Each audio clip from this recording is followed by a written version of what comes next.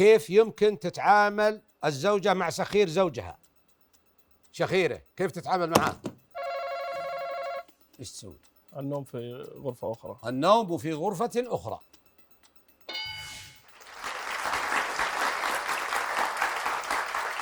طبعا تنام في غرفة أخرى ممكن يزيد شخيرك، تدري ليش؟ انك حتنضرب. لكن في احتمال أعلى. كيف تتعاملين مع شخير جوزك؟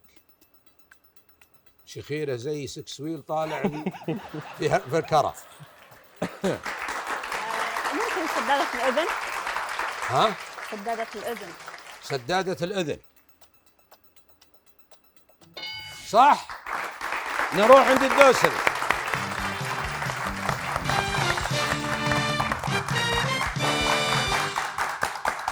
نجلاء شلون تتعاملين مع شخير زوجك؟ يعني شو اسمه؟ عند لا تسوين علينا هاي الحين سويسريه يعني لا كذا. ما علمين الصدق الصدق اني الصدق واحدة ان زوجها يشخر. أصحي. شفتي كيف؟ خليك سعوديه. صح. شخير صحي صح.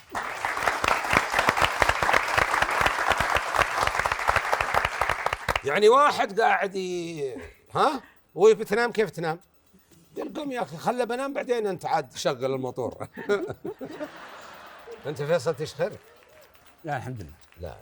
لا بنسال غيرك. ايه غير اللي بيجاوبك. الحمد لله. بنسال غيرك، ما هو انت اللي تسال بس مشي. وش تسوي انت؟ وش تسوي تعتقد الزوجه لما زوجها شغل الموتور؟ عادة الشخير ما يكون الواحد متسرقين. يا اخوي انت بتعالجني. اي نعم. جاوب الحر وش طيب تصلي؟ طيب اسدح على جنبه. ها؟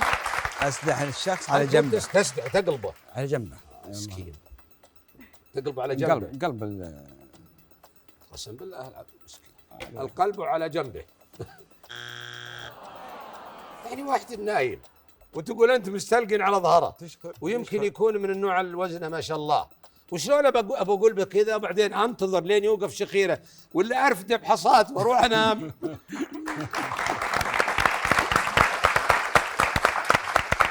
صعبه. اول شيء الحين هو صاير على الوضع اللي سالنا عنه تو صدق ولا لا ما يشفى. مره نوم حمامه ما شاء الله. طيب انت وش تقولي؟ وش تسوي له صار يشخر؟ اغير وضعيه نومه. هو قلنا لك انقلبت ولا خربت. بس فيصل ما يشخر ولا مالك ما تدرين، ما عندك تجربه. واضح ان فيصل ما يشخر. 5 5 4 3 2 1 ها 1 طيط طيط. هذا الخطأ الثاني.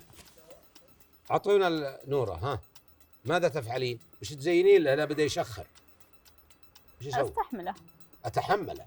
شايف كيف العالم؟ اتحمله. ايوه.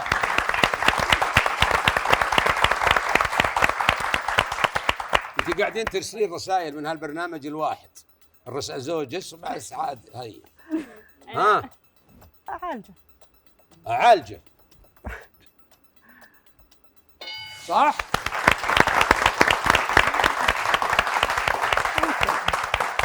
فيصل باقي لنا خطأ واحد وجواب واحد. جايكم يا شباب انا. ها 5 5 يا رب يا رب. 5 4 3 2 2 2 1 1 1 يا واحد. طيط طيط